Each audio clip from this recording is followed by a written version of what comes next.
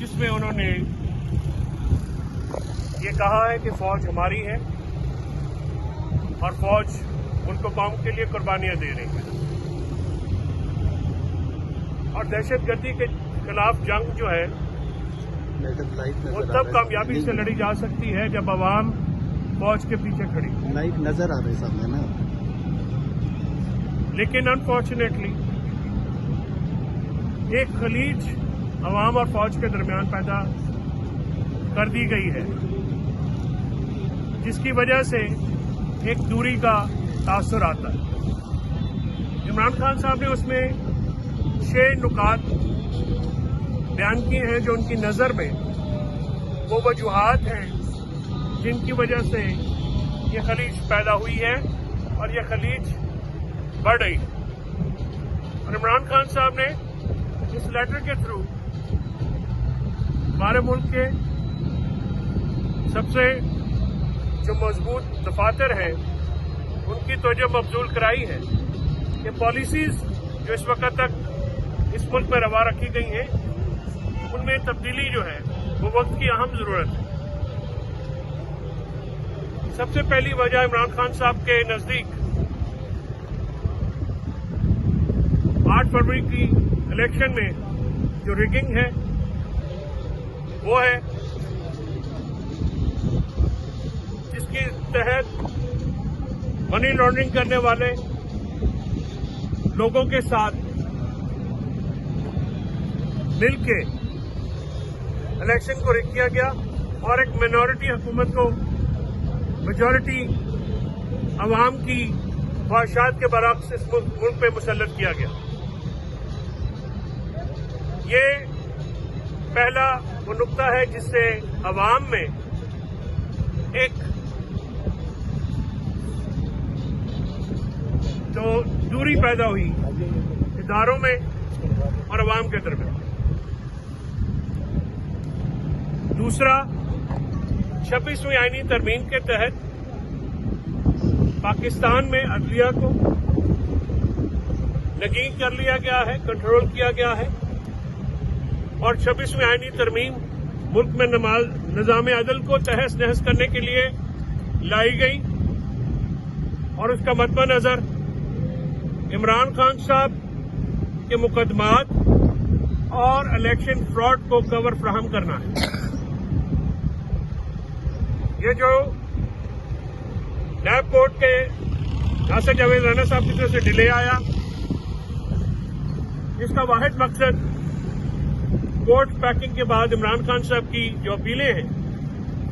उनको मनपसंद, जिनको पॉकेट जज कहा है, पॉकेट जजेस के सामने लगाना है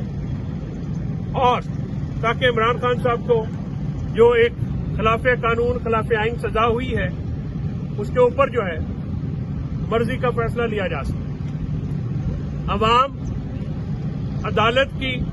और निज़ाम अदल की इस तौहीन के ऊपर भी शदीद नाखुश है और 26वीं आईनी तरमीम के बाद इंटेलिजेंशिया, पीटीआई के अलावा भी जो मुल्क के तूल अर्ज में वकला हैं,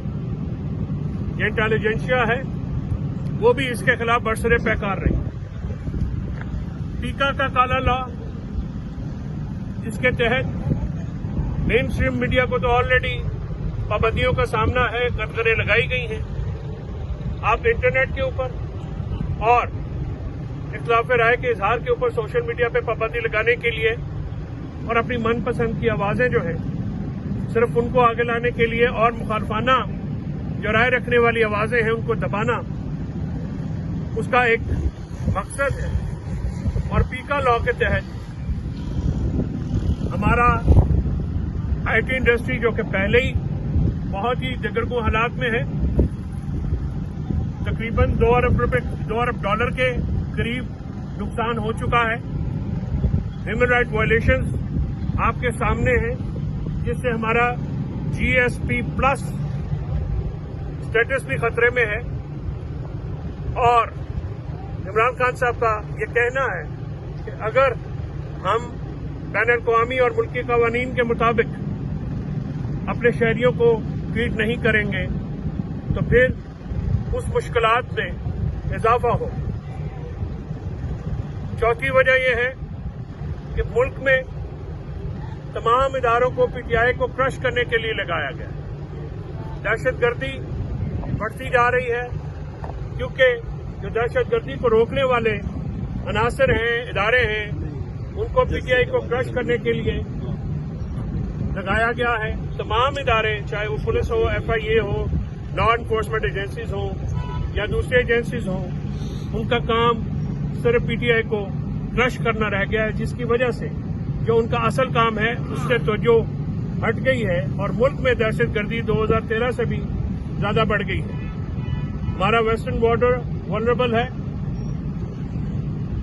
افغانستان کے ساتھ صورتحال جو بارڈر پہ ہے وہ آپ کے سامنے ہے۔ ہمارے جوان روزانہ شہادتیں دے رہے ہیں،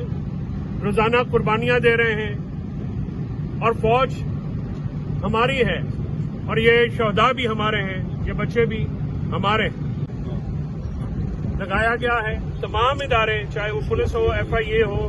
لا انفورسمنٹ ایجنسیز ہوں یا دوسری ایجنسیز ہوں، ان کا کام صرف پی ٹی آئی کو کرش کرنا رہ گیا ہے، جس کی وجہ سے جو ان کا اصل کام ہے اس سے توجہ ہٹ گئی ہے اور ملک میں دہشت گردی 2013 سے بھی زیادہ بڑھ گئی ہے۔ ہمارا ویسٹرن بارڈر ولنریبل ہے۔ افغانستان کے ساتھ صورتحال جو بارڈر پہ ہے وہ آپ کے سامنے ہے۔ ہمارے جوان روزانہ شہادتیں دے رہے ہیں، روزانہ قربانیاں دے رہے ہیں، اور فوج ہماری ہے اور یہ شہداء بھی ہمارے ہیں، یہ بچے بھی ہمارے ہیں۔ پانچواں جو نقطہ عمران خان صاحب کے سامنے ہے، کی نظر میں امپورٹنٹ ہے، وہ یہ کہہ رہے ہیں کہ عدلیہ اور عدالت کے جو احکامات ہیں اس کی جو پہلو تہی ہو رہی ہے، جو خلاف ورزی ہو رہی ہے، اس کا نزلہ بھی ہماری پاک فوج کے اوپر گر رہا ہے۔ جیل کے اندر کچھ نادیدہ قوتیں ہیں جو کہ عدالتی احکامات پہ عمل درآمد نہیں ہونے دیتی۔ پرسوں ہی جب اے ٹی سی کورٹ میں یہ فیصلہ ہوا کہ بشرا بی بی سے تفتیش کرنی ہے اور پولیس اندر آئی، تو کسی نامعلوم اشارے کے اوپر پولیس کو فوراً نکال دیا گیا اور شامل تفتیش عدالتی احکامات کے باوجود نہیں۔ تو یہ جو عدالتوں اور صحافیوں کو، ججز کو جو روزانہ دھمکیاں ملتی ہیں، اس کا نزلہ بھی اداروں پہ گر رہا ہے، جس کی وجہ سے اداروں میں اور عوام میں خلیج جو ہے وہ بڑھتی جا رہی ہے، اور ضرورت اس امر کی ہے یہ خلیج جو ہے وہ تیزی سے پالیسیاں جو ہیں بدلی جائیں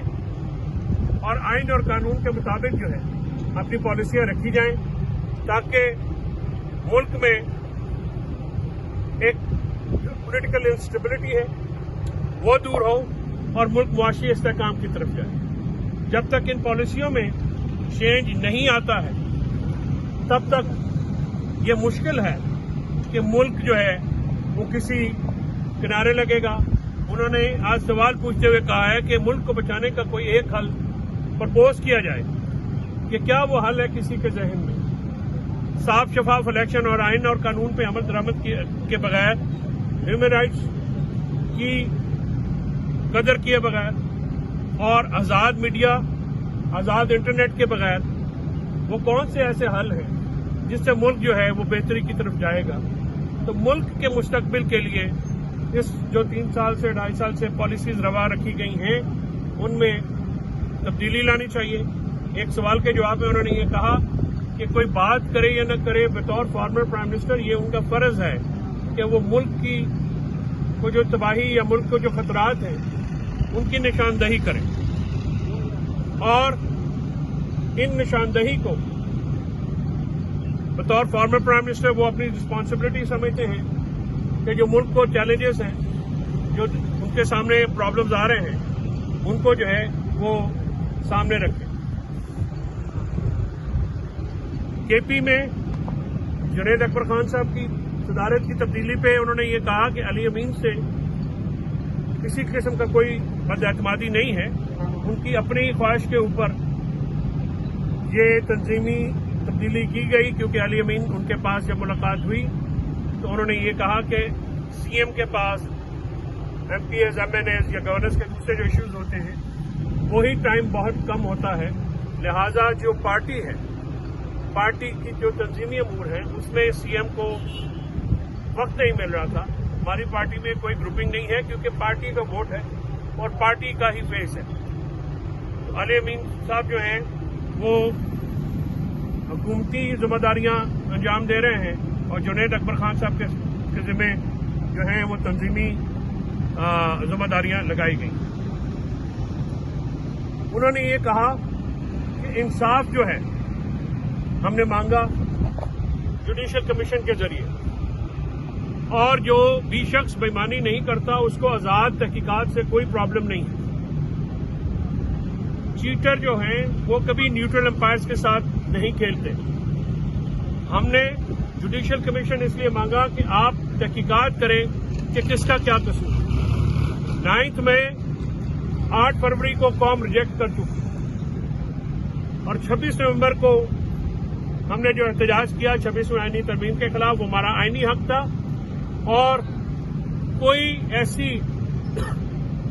जवाब नहीं था कि निहत्ते पुरअमन सियासी लोगों के ऊपर गोली चलाई जाए। 26 नवंबर को जो एहतजाज हुआ या 9 मई को जो एहतजाज हुआ,